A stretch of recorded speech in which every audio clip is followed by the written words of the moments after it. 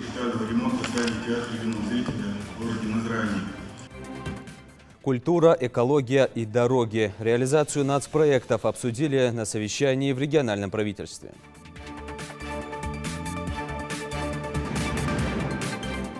Очередное захоронение погибших бойцов обнаружили на пересечении дороги Вознесеновская-Малгобек-Бежерьюр. Все они немецкие солдаты. Перезахоронят в Краснодарском крае. Останки 16 немецких солдат, погибших в Великой Отечественной войне, нашли в Малгобеке.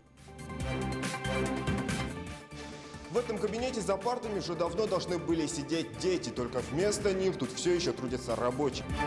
Уже 3 года строят. Почему возведение школы в Яндаре никак не закончится? И на какой стадии строительной работы сейчас? Расскажем. За неделю в Республике Ингушетия зарегистрировано 3 дорожно-транспортных происшествия. К сожалению, 1 человек погиб и 3 получили ранения различной степени тяжести. 133 ДТП с начала года, 42 человека погибли, 237 ранены. Ситуацию на дорогах усугубляют свадебные кортежи. Призываем всех соблюдать правила. Задача нашего общества – повести за собой молодежь, направить их в правильное русло. Военно-историческое общество. Какие задачи и цели ставит всероссийская организация? К общему движению подключен и музей краеведения имени Мальсагова.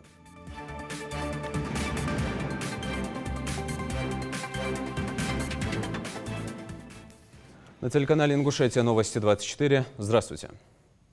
Реализацию нацпроектов обсудили в Магасе на совещании Кабмина Республики. Встреча прошла под руководством премьер-министра Ингушетии Владимира Сластенина. Как сообщил министр культуры и архивного дела региона Тимирлан Дзейтов, в рамках нацпроекта «Культура» в регионе в текущем году реализуются мероприятия по 2 региональным проектам – «Культурная среда» и «Творческие люди». Также в ходе совещания речь зашла о национальных проектах в сфере строительства, экологии и дорожного фонда. Подробности в материале Хади Добриевой.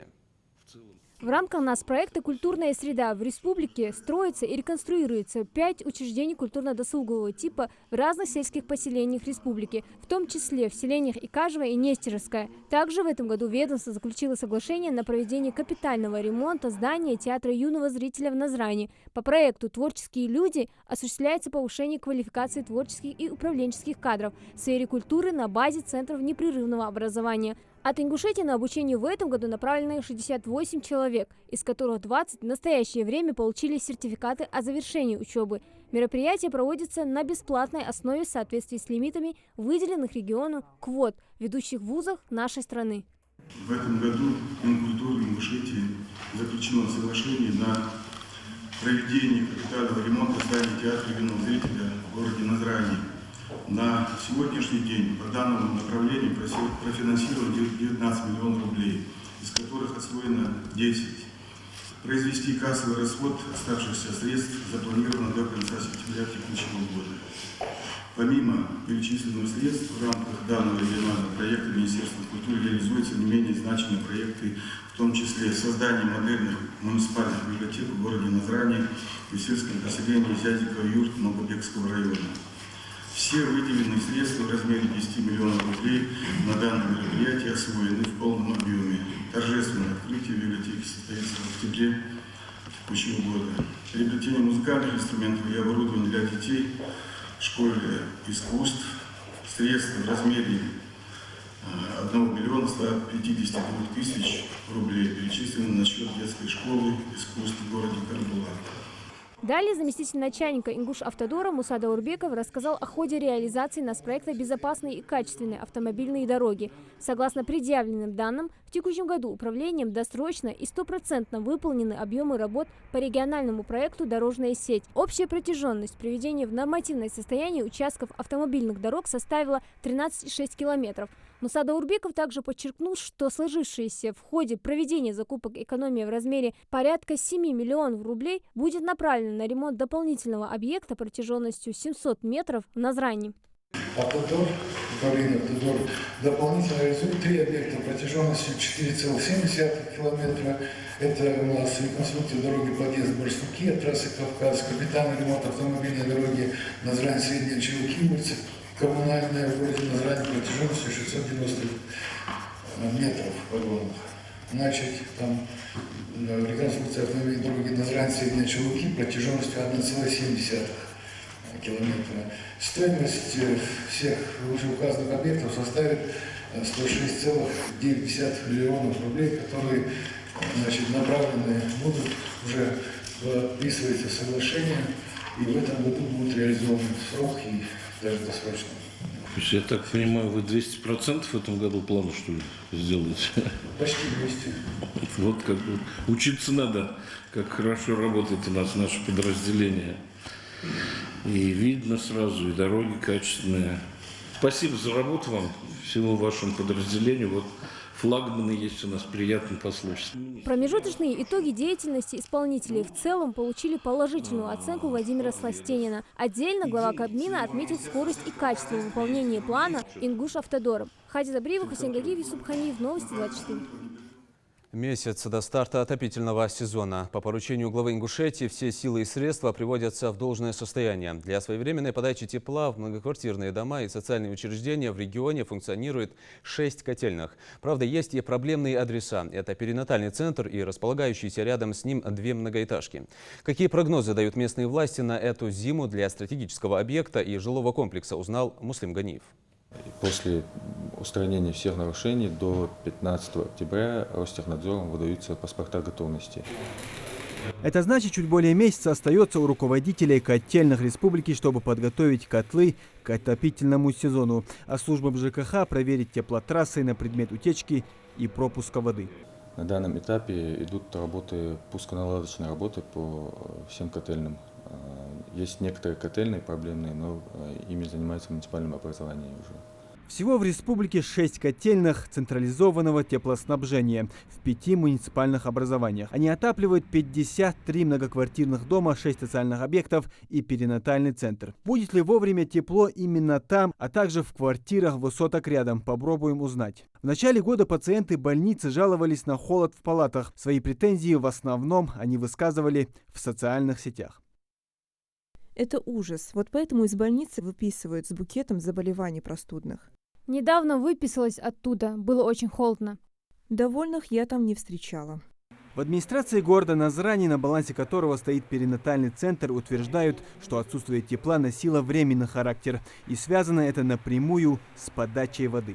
Поскольку объект первой особой категории, согласно техническим условиям, но резервного источника воды здесь нету, но администрация эту проблему решает путем подвода воды.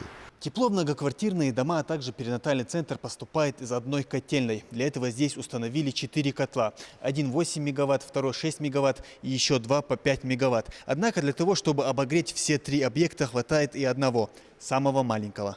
3,5 мегаватта достаточно, чтобы обеспечить теплом все 3 объекта. А установка таких больших котлов, несоизмеримых с площадью обогреваемых помещений, объясняется планами построить на этом участке целый медицинский городок. Правда, котельную построили, а медгородок нет. Вот и большая часть оборудования пока простаивает.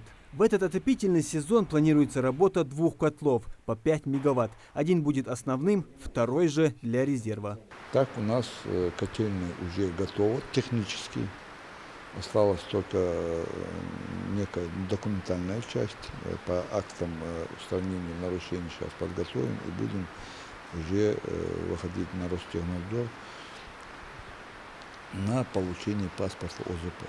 Что касается подачи тепла в квартиры 2 многоэтажек, то, со слов местных властей, проблем быть не должно. Региональный Минстрой привел в порядок оборудование в подвальных помещениях, которое отвечает за подъем воды на верхние этажи. Именно там и были проблемы. Наша задача – это довести тепло до этого оборудования, подвальное помещение. А далее уже дом будет сам разносить это тепло. Все ли так идеально, мы решили узнать у самих жильцов многоквартирных домов. Но поговорить ни с одним из них так и не удалось. Нам просто не открыли дверь.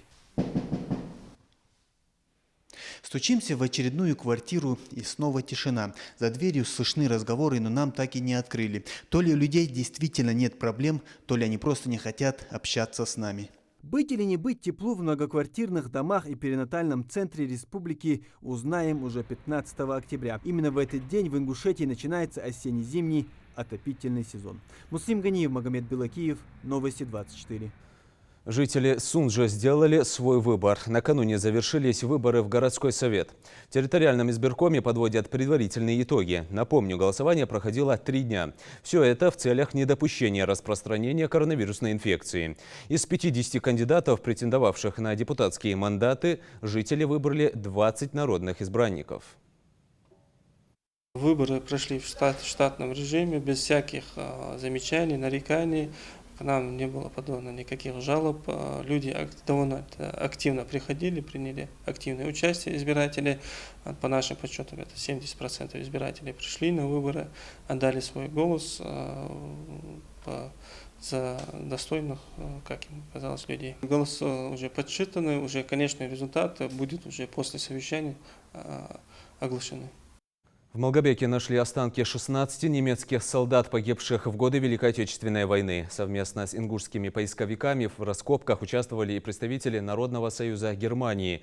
Установить личности солдат удалось благодаря личным вещам и медальонам. Останки планируют перезахоронить в Краснодарском крае. Подробности в сюжете. Окраина старого Малгобека. Во времена Второй мировой здесь проходили ожесточенные бои против немецких захватчиков. А как известно, на войне не обходится без жертв с обеих сторон. Отголоски тех событий все еще влияют на современную жизнь. Очередное захоронение погибших бойцов обнаружили на пересечении дороги Вознесеновская-Малгобек-Бежериюрт. Все они немецкие солдаты. Если быть точнее, найдены останки 16 воинов. В каких родах войск они служили и как звали, пока не выяснили. Доподлинно же известно, что они погибли в ноябре 42-го и были рядовыми солдатами. Сами поиски заснять мы не успели. Поисковики к нашему приезду уже все работы завершили. Но по видеоряду видны вскопанные могилы, а забитые в землю колышки – это изголовье могил. Здесь было 4 ряда, по 4 человека в ряду. Данные совпадают. Медальоны, которые мы нашли, они тоже совпадают. То есть это захоронение соответствует 16 человек. Останки 16 человек. А вот и один из тех самых медальонов, которые найдены в могилах вместе с останками солдат. На каждом из них личный номер, звание и другие данные о погибшем. Найден здесь, на этом захоронении. В нем написаны все данные, которые относятся к именно этому солдату. Есть личный номер, есть подразделение. Во время захоронения отламилась половинка, одна оставалась с ним, вторая уезжала в Германию. Представители Народного союза Германии в республике в который раз, но в раскопках участвуют впервые. Останки до этого им передавали ингушские поисковики, сейчас забирают лично. А найденные безымянные могилы – это не первая находка поисковиков в Малгобекском районе. С 2018 года ими проведена эксгумация останков около 40 немецких солдат. В периоды Великой Отечественной войны у них были похоронные группы, у них не братские могилы были, а было кладбище. И они, поднимая свои архивы, обращаются, значит, в руководство нашей республики. Но вся работа их построена, как говорится, в рамках межправительственных соглашений. Документы есть. О том, что в этом районе захоронены немецкие солдаты, говорили давно. О них рассказывали местные жители, ссылаясь на воспоминания стариков. Однако точных данных о месте не было. Немецкая сторона передает военные данные с информацией о военных захоронениях. В одном случае это фотографии местности, где находится кладбище, в другом же, как в этом, нарисованный от руки чертеж. Моздок. Это означает, что вот, значит, захоронение за номером таким-то. Гравийная дорога, Малгобек, около 30 километров от города Моздок.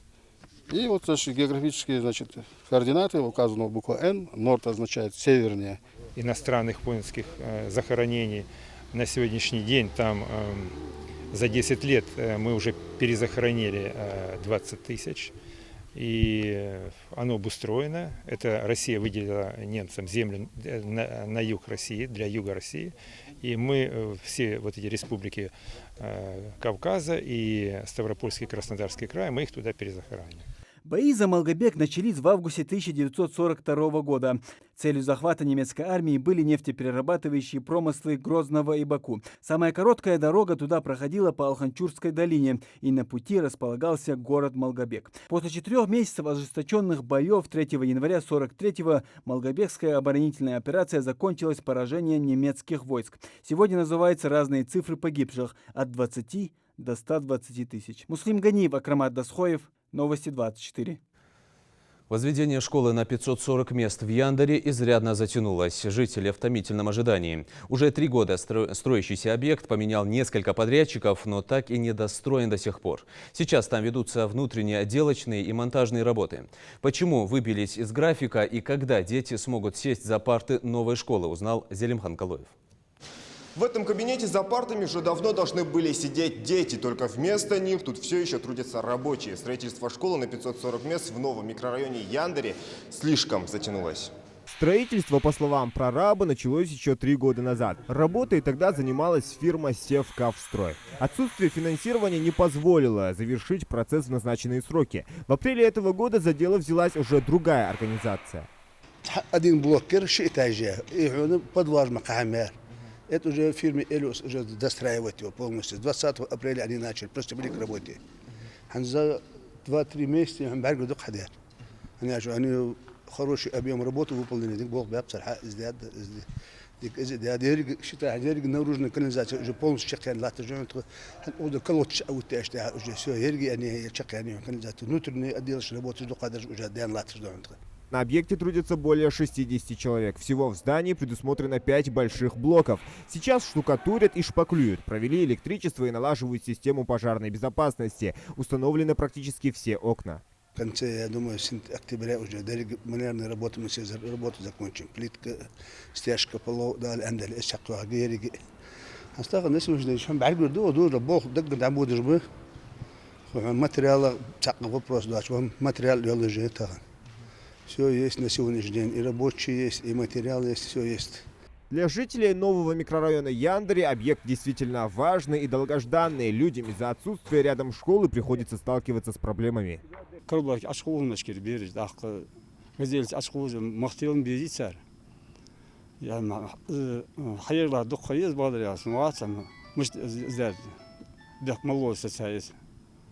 Нормально, Бог бы царь имешки. Езжай,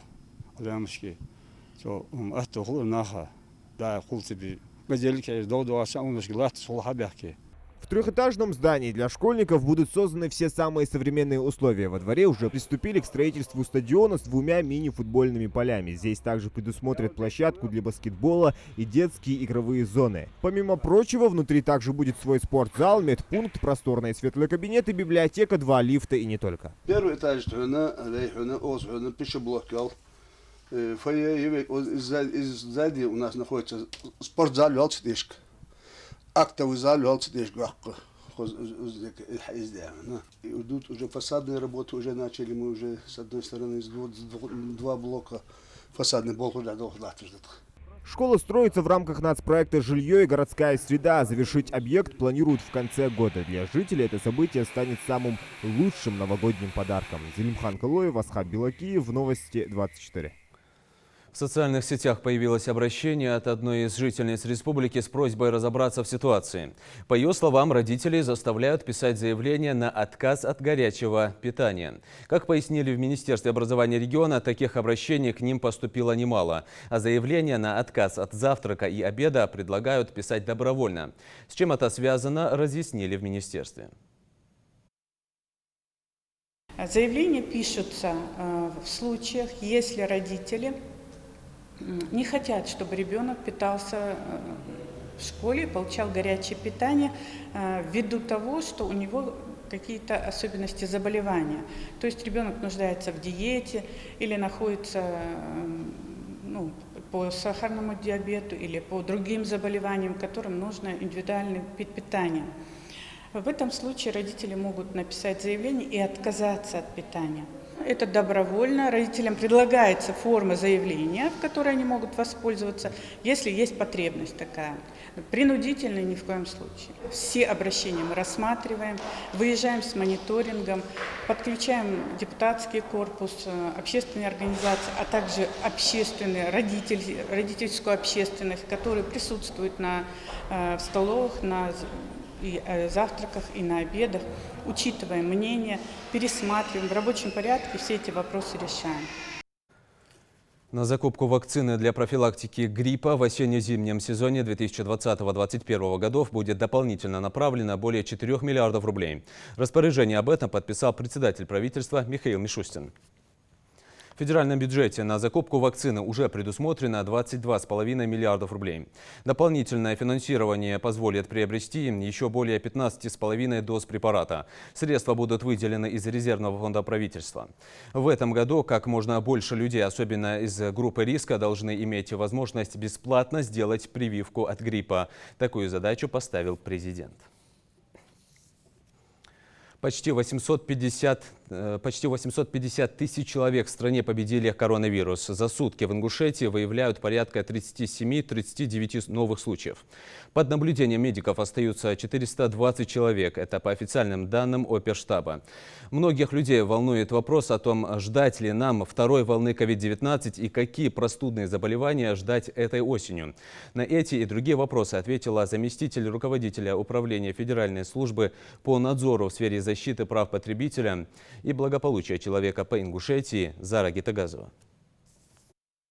Что подразумевает вторая волна? Был рост заболеваемости, начало эпидемического процесса в начале этого года, который постепенно снизился в летние месяцы. С чем это было связано?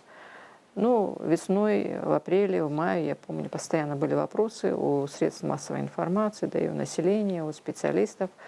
А вот что будет вот летом, все это закончится, раз станет тепло, значит, наверное, все это пройдет, заболевание уйдет, пропадет. Ну и тогда мы тоже были достаточно, поскольку заболевание не изученное, мы и тогда были очень осторожными в оценках, потому что сам возбудитель, он хотя и достаточно уязвимый, уничтожается, в общем-то, практически не такими экстраординарными средствами.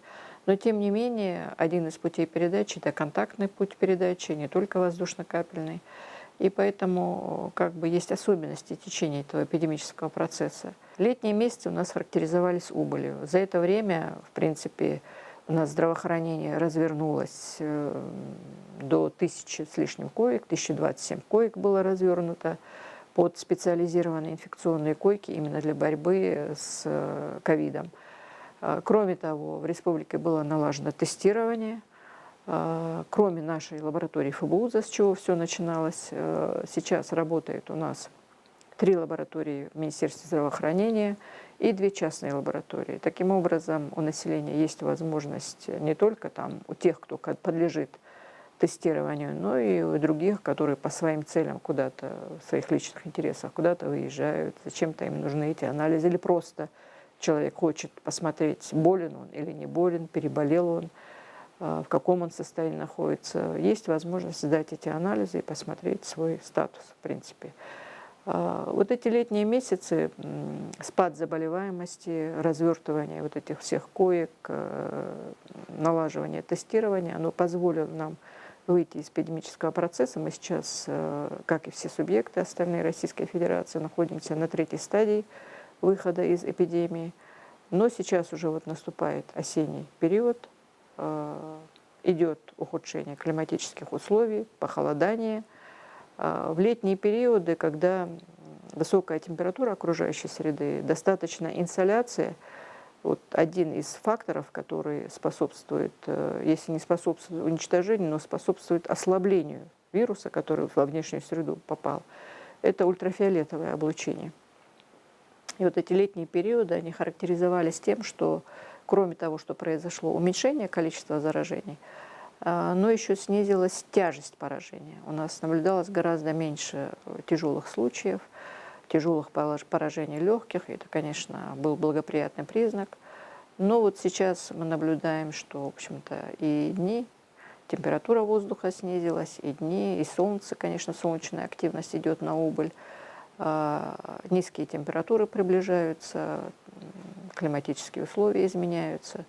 И надвигается у нас традиционно осенний, зимний период. Это период роста острых респираторных вирусных инфекций и гриппа.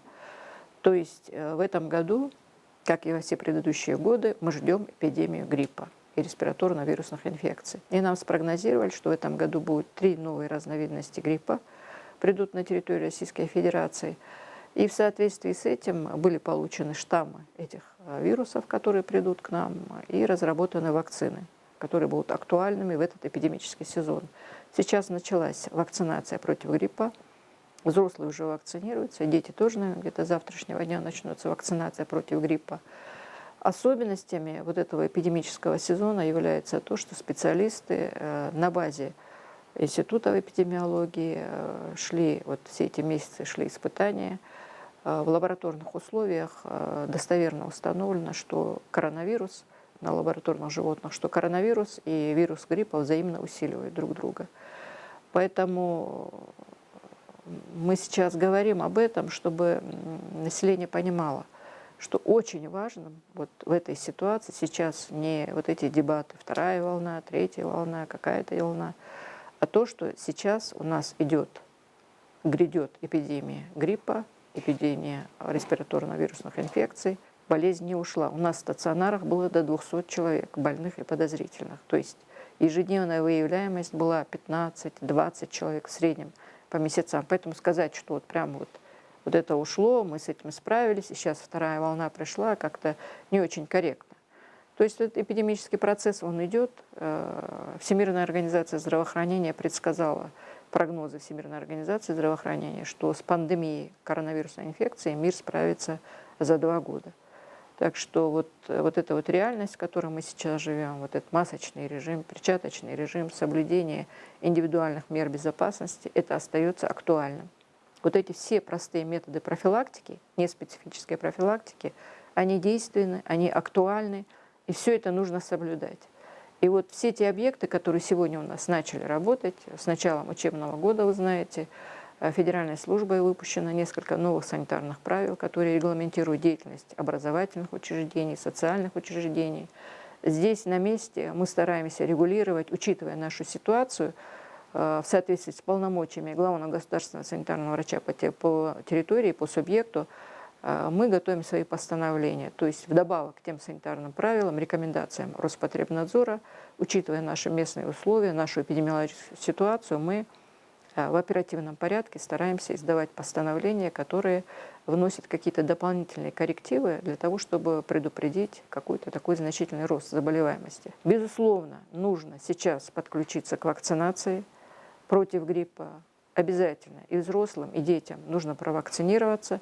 И это, я думаю, будет хороший базис для того, чтобы встретить рост заболеваемости осенней с наименьшими, скажем, с наибольшей подготовкой, и чтобы этот сезон наш прошел с наименьшими потерями. Еще хотелось бы сказать, вот очень много вот это словосочетание, очень модным слово, это вторая волна, и то, что касается образования в школах, образовательного процесса, именно организации образовательного процесса. Очень важно соблюдать жесткий утренний входной фильтр, и утренний, если там 2 смены, то и обеденный входной фильтр. И здесь, конечно, большая доля ответственности лежит и на директорах школ, и на классных руководителях. Регулировать потоки детей, чтобы они не встречались, особенно учитывая та акция, то мероприятие, которое сейчас проходит, внедрение горячего питания для детей с 1 по 4 класс. То есть есть очень много моментов, которые нужно регулировать и регулировать правильно. Наши специалисты по первому приглашению выезжают, консультируют, подсказывают, как что сделать. И хотелось бы, чтобы родители были более активными, чтобы они в этих процессах участвовали, потому что в условиях перегруженности наших школ достаточно проблемно эти все вопросы, все требования соблюдать. Очень хорошо было бы, если бы такая помощь была. И хотелось бы предостеречь, тоже бывает очень много таких панических настроений. Вот сегодня пришло 2 сообщения, что в школах коронавирус.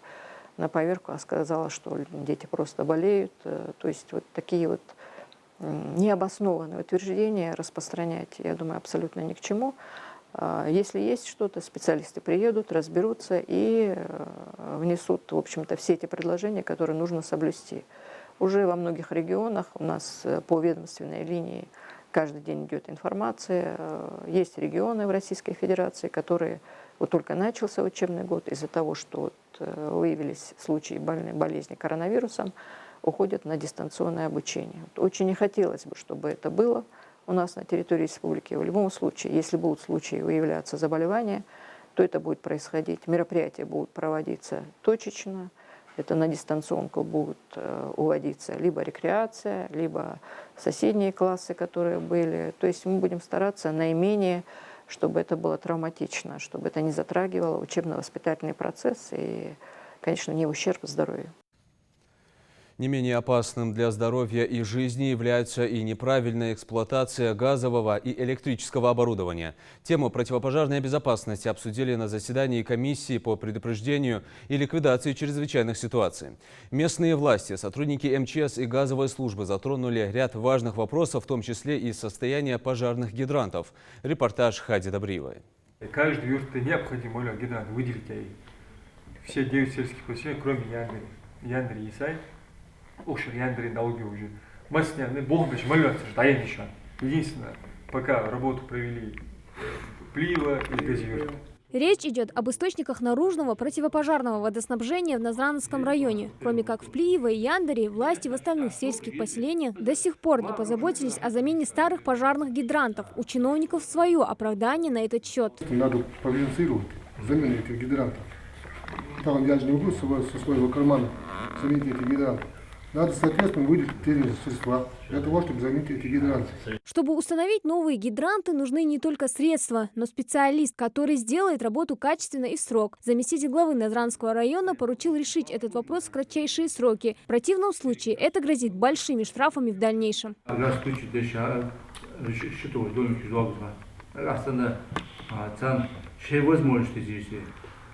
Шашки много студий, делал кошки, а я инвестировал в санте, париж подключен, жить кошки, два кому здесь. Хастался шланг шамтей, я кастул, кому датошки уже хамдейтец.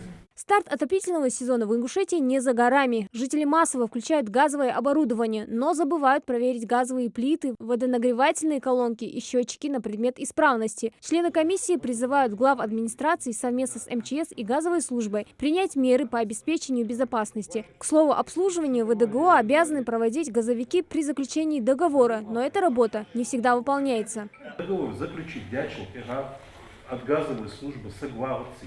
Газ плита проверить, где газовую колонку проверить, где чанала, краник проверить, где... Когда мы в прошлом году, вот, где Хашигульгов, Юсуф, МЧС, шум представители Жбар, один подъезд просто мы взяли, примерно половина квартир в этом подъезде была утечка газа, незначительная утечка газа в квартирах. Но холодцы, аппаратура с холодца незначительно, еле лахтаж, она же там еще область только усиливается. Тогда он, да, в многоквартирном доме в случае взрыва, это будет катастрофа. Еще один вопрос на повестке – пожарная безопасность при эксплуатации цехов по производству кирпичей и пеплоблоков. Недавний случай в Икажево, когда на одном из таких предприятий произошел взрыв и погибло 3 человека, еще раз показывает, как важно соблюдать меры предосторожности на производственных объектах. Нами будут проводиться обходы, профилактическая работа с вручением памяток о мерах пожарной безопасности на объектах, где будут выявлены нарушения требований пожарной безопасности. Нами будет направлена в прокуратуру соответствующая информация. Также будет стоять вопрос о приостановлении деятельности таких объектов. Не обошли на совещании стороной и тему незаконного поджигания сухостоя. С начала года в районе зафиксировано 112 пожаров, из которых 30 случаев. Это поджог сухой растительности. Проблема существует не один год и приобретает все более масштабный характер. МЧС ведет в этом направлении активную работу. Мы проводим профилактическую работу, проверяем опашку, проведена ли опашка. Если, например, выявлены какие-то нарушения или же не проведена опашка, мы привлекаем к административной ответственности соответствующих лиц, направляется информация в прокуратуру города или района. Затронули и вопрос пожарной безопасности на автомобильных газозаправочных станциях. Обсудили обеспечение безаварийного пропуска паводковых вод и предупреждение ЧС в опасный период. На встрече подчеркнули, что эти и другие задачи стоят на первом месте, и решать их нужно уже сегодня. Хади Добриева, Михаил Тангиев, Магомед Дидигов, Новости 24. 35 миллиардов рублей дополнительно правительство выделит на пособия по безработице. На эти цели уже израсходовано более 109 миллиардов. Контроль за эффективностью расходования средств возложен на Роструд. Почти 2 миллиарда рублей будет дополнительно направлено и на выплаты соцработникам, которые трудятся в сменном режиме с больными коронавирусом и людьми из группы риска. Решение касается тех, кто ухаживает за подопечными домов престарелых, интернатов для инвалидов и других стационарных организаций социального профиля. Работа в сменном режиме подразумевает изоляцию внутри учреждения вместе с проживающими в нем гражданами на протяжении 14 дней. Величина выплаты зависит как от квалификации сотрудника и составляет от 10 до 60 тысяч рублей за смену. Более 130 ДТП произошло в регионе с начала года. 42 человека погибли, 237 пострадали. Цифры говорят сами за себя. Статистика аварий только растет. Причина дорожных войн – превышение скорости, обгоны, езда по встречной полосе. Нарушения все те же, исполнители они же. А каждое воскресенье на наших дорогах разворачиваются настоящие гонки. За почетное место в свадебном кортеже молодые люди рискуют безрассудно. К призывам соблюдать правила присоединился и Зелимхан Калоев.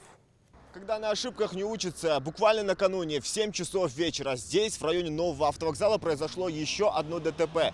Водитель «девятки» выехал на федеральную трассу «Кавказ» в направлении Грозный и столкнулся с «Мерседесом». В результате аварии 2 человека доставлены в больницу. Машина слетела в кювет. Скорая помогает пострадавшим. Число ДТП в регионе неумолимо растет. Статистика пугающая. С начала года 133 аварии, в которых погибло 42 человека. 237 ранены. ЧП на дорогах республики происходит почти каждый день. За неделю в Республике Ингушетия зарегистрировано 3 дорожно-транспортных происшествия. К сожалению, 1 человек погиб и 3 получили ранения различной степени тяжести.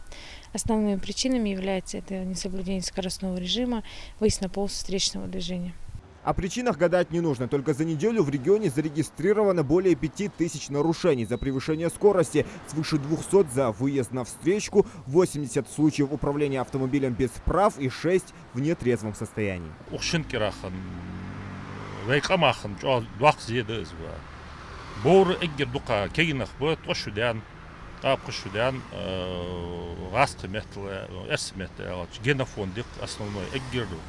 тагын востребованных.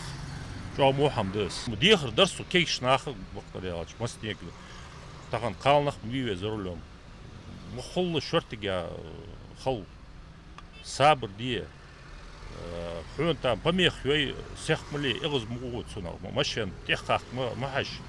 Особое внимание в свете последних событий отводится свадебному беспределу на дорогах. Старейшины ввели ограничения на кортеж, чтобы в колонне не было более 3 машин. Многие, впрочем, не прислушались. Каждое воскресенье для сотрудников ГИБДД скорее не выходной, а самый загруженный рабочий день. Только накануне зафиксировано 43 нарушения. 12 автомобилей уже красуются на штрафстоянке. И, скорее всего, к владельцам попадут не скоро. Работа именно по свадебным кортежам проводится каждое воскресенье, не только вчера.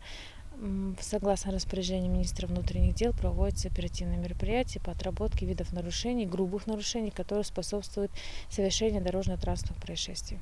Случается и так, что к кортежу примыкают посторонние автолюбители, так сказать, искатели приключений на свою и чужую голову. В погоне за ложным и абстрактным трофеем, как говорят в народе нускалицок, как левые, так и правые участники свадебного процесса превращают дорожное движение в настоящий кавардак. А праздник легко может обернуться трауром.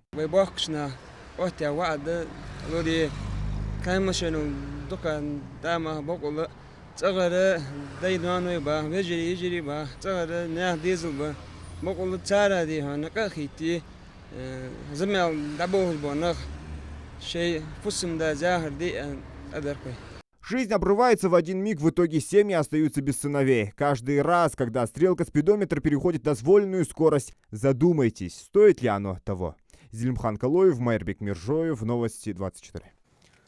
115 лет исполняется сегодня со дня рождения выдающегося ученого Ибрагима Оздоева. Его по праву называют родоначальником ингушской филологической науки. Педагог, автор словарей и учебников по ингушской грамматике, общественный деятель Ибрагим Оздоев более полувека посвятил ингушскому языку, получив больше 10 поощрений и награждений за добросовестный труд.